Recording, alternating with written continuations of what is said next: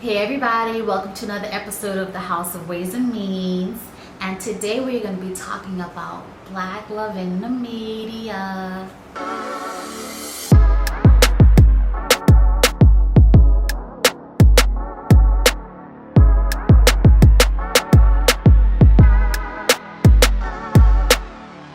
Well, do you think that there are enough examples of like healthy Black marriages in the media?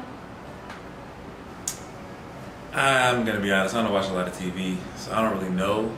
I mean, I do know that the drama sells, so, the shows that I see that people watch, there's a lot of unhealthy relationships on TV, but I mean, it's TV. Okay. I mean, what do you think? I feel like there's a mixture. I feel like in the grand scheme of things, there's a mixture of like healthy relationships. There's a mixture of like dramatic relationships. Not saying that if you have drama in your relationship, that is not healthy. We're just saying that drama exists. And then there are like relationships that are just, you shouldn't, it's just nothing good about it. That it's just like vile. You probably shouldn't, you don't want to be a part of it. But can you think of any like healthy relationships, just even if it's not necessarily broadcast, in the media? Can you think of any couples, any Black couples, with healthy relationships, healthy marriages? Ghost and Tasha from Power.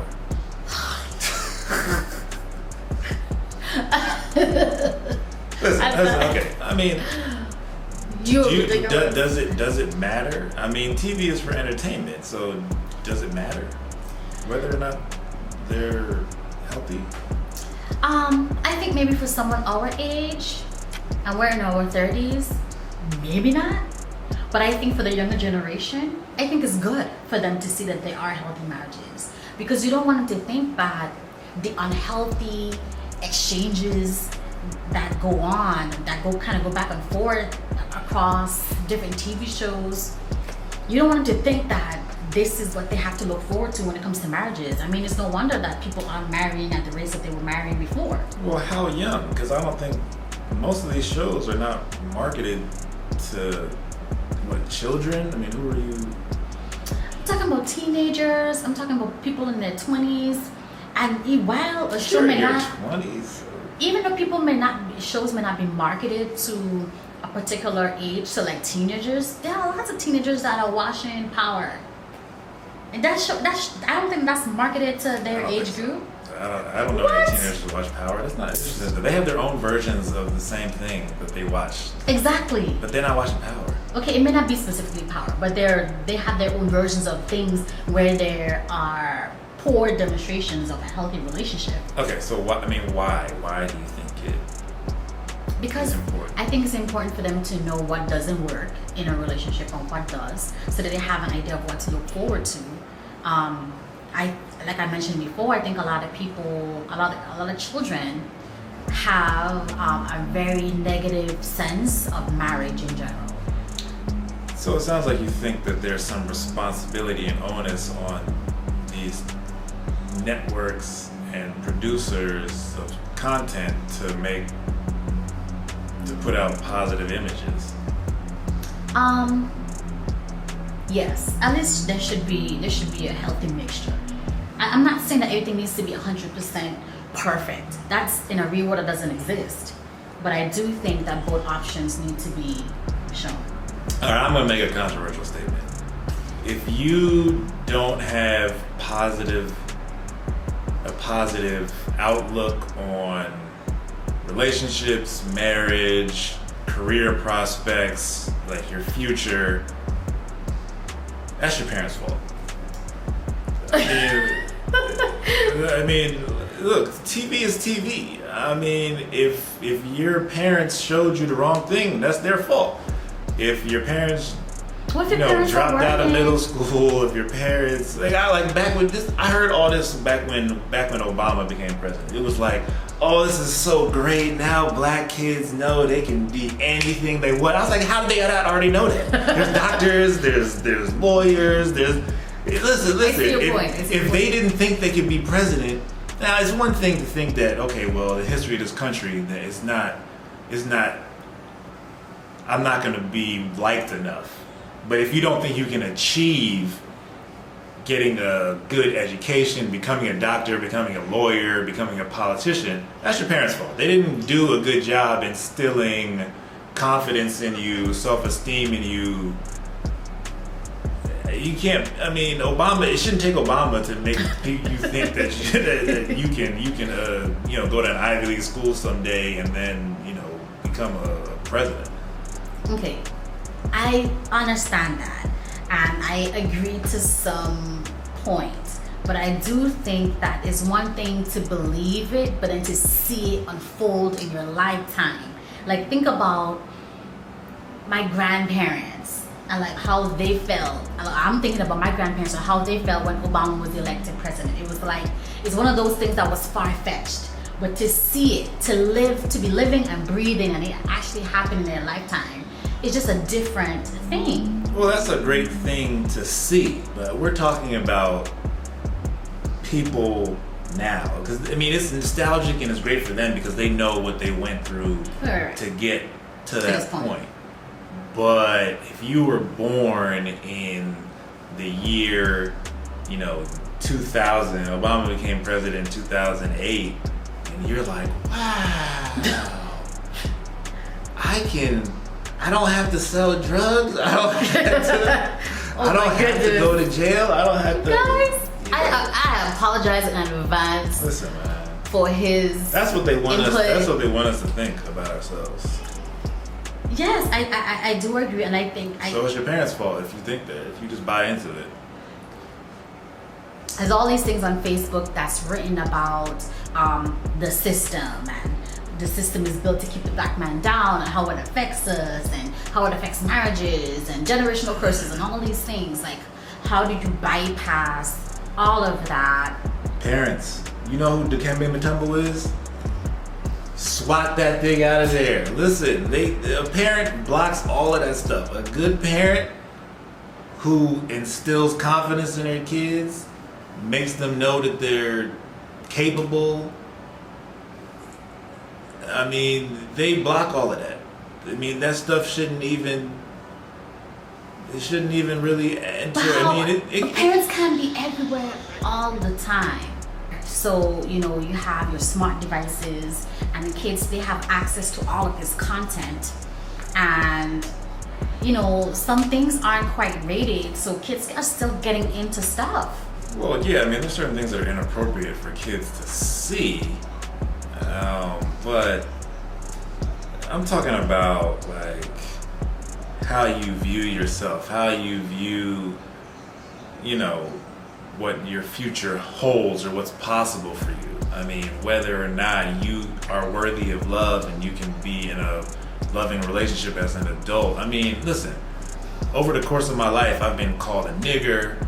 I've been accused of stealing just because I was a black kid. I mean, this is younger than 10 years old. I mean, I've had all kind of things that I've been exposed to, and things that have been said to me by people who I didn't know or who didn't know me.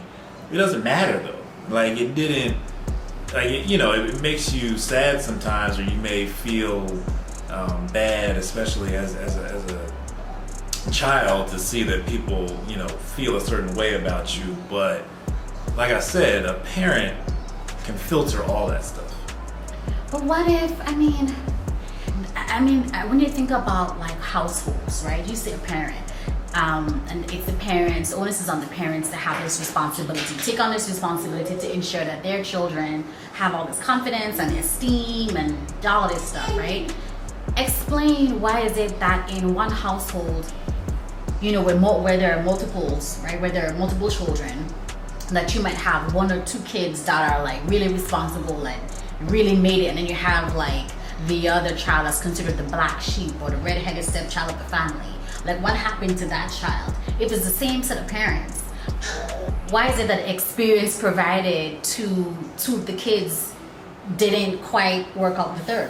Why do you think the experience was different? Listen, the outcome is not the same as what was given to them growing up. I mean, a parent can't control your outcomes. I mean, you know, some people ultimately have to take responsibility for themselves. You may make the wrong choice, but what happened? How were you raised? I mean, did they tell you the right things? Did they show you the right things? I mean, those. But then you're okay. So you're putting all this pressure on the parents, right? Pressure. That's what. Listen, this is the job you signed up for. But then what if they're okay? You say that there are some parents who wanted to be parents. They sign out to become parents. We made a decision. We made a decision to have a child, right? There are some people that are not that fortunate. There are people that have children and they were never intending on having children. Hey, life is tough. There are people who grow up and they didn't want to grow up. They wanted to stay a kid forever and fly around with Peter Pan. It's life, all right? I mean, you would just feel sorry for you? Oh, man. No, I'm not Poor saying guy didn't want to be a kid. But you have to consider all the So circumstances in which kids came out of. There were parents who were killed, you know, when their kids were really young, or mothers who died giving birth. There are all these different scenarios. Okay, what do you say what- to those kids that have to be raised by grandparents who are tired because they already onus is raised their on- kids? No, grandparents don't have anything to do. You ever been around grandparents? They don't be doing nothing. They don't have nothing to do. They're retired. They're not all retired. Some grandparents are still working. There are parents that are working and they don't.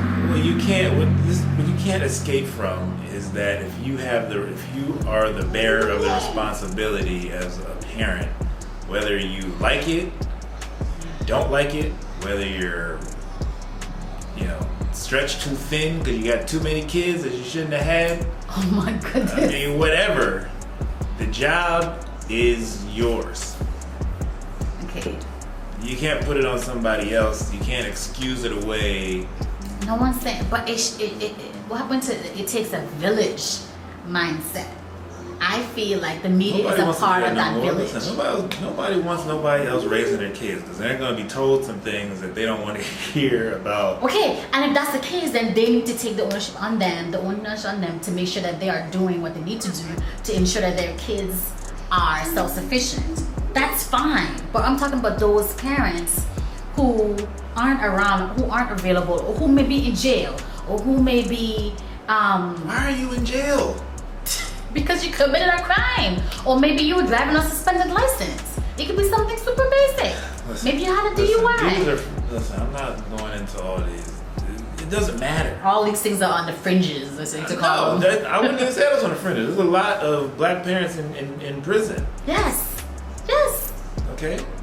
Well, you can't escape the fact that the responsibility is on you to raise your kids. Okay, but they're not there. So then what do you say to those kids? We're not talking about the kids. We're talking about, listen, the kids. You were initially The talking kids about the aren't kids. at fault for the way they were raised. Nobody's faulting kids for being raised poorly. I'm just saying that it wasn't TV's job to raise them. I'm not saying it's the TV's job. They're in the business of making money, and I'm not gonna infringe upon their ability to do so by giving people content that they want to watch. But let's, okay. It's your parents' fault. It's your parents' fault. It's your parents' fault. You want to hear nothing else? No. Being Oh a my parent is not fun. It's not a game. You know, it doesn't always feel good. It does. It's hard. It is. So what? It's a job you have to do. Okay. Well, we can get a little bit more like healthy examples in media. We can have some more Sierras and Russell Wilsons. Listen, Sierra. Listen, I'm not even. We know where Sierra was about 5-10 years ago. All right. We're not talking about where she was. We're talking about what happened, the outcome, right? We're talking about outcome. Doesn't matter. No. That's not their job. I didn't say it's their job. I'm just saying Not the it's media's good job.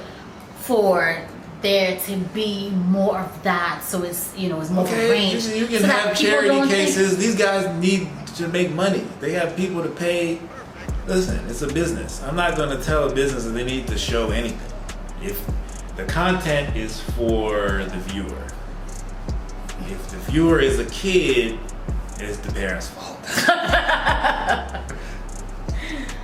Okay, but what about? You kind of all these scenarios to get to absolve parents of responsibility. Forget the media. I'm not trying to take away the responsibility. Listen. It's not the, like I said. Parent doesn't need to control every single thing, but they have to add the context. If you're gonna let your kid watch something, then you better make sure that they are mature enough to handle it. Listen, I used to love when I was a kid. I used to love watching wrestling, and my moms did not want us watching wrestling. Like when I'm talking about wrestling, I'm talking about WWF, Hulk Hogan, Ultimate Warrior, all of that stuff. I loved it because my dad loved it. And he loved to watch it. He loved to go to the fights when they would come to our city. And my mom did not want us watching it. She swore that we were going to kill each other. And listen, we did a lot of dangerous things in the name of trying to do what we saw on TV. But it only took one time for her or my mom's or my dad to say, hey, this is fake, for me to understand that it's fake. So then we just should tell all the kids. It's not hard to add context. So we should tell all the kids that Santa is fake. Well, we know how you feel about it. You don't think the media need to do anything. I'm not putting it on the media. No one's. I'm just saying it would be nice if. I'm not saying that hair, is a decree, and it's something that they should absolutely do. I'm just saying, like, now, if you're the news, if you're a journalist, then you have a responsibility, I think, to provide real, true facts. But then what if all those true facts? You said fair and balanced. We're talking about entertainment television. It's for entertainment. All right. Well, we know how you feel. Let us know how you guys feel. I'm not wrong. I mean, listen, y'all can have your shows. I'm not saying you can't have them. I'm not even saying you can't let your little son, who's actually kind of your boyfriend at the same time, watch it with you. But thank you so much for watching our content. Don't forget to give us a thumbs up and don't forget to subscribe to our channel. And thank you for joining us for another episode of The House and Ways and Means. See ya.